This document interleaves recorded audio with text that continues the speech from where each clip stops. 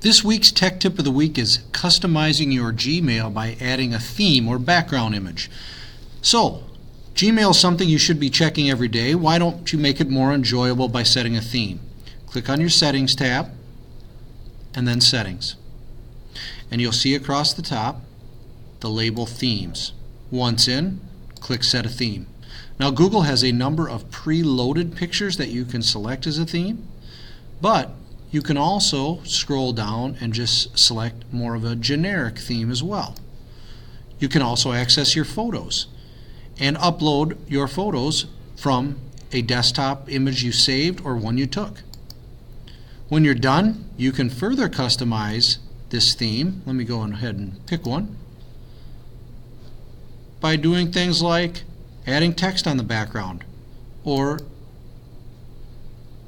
adding a vignette to it.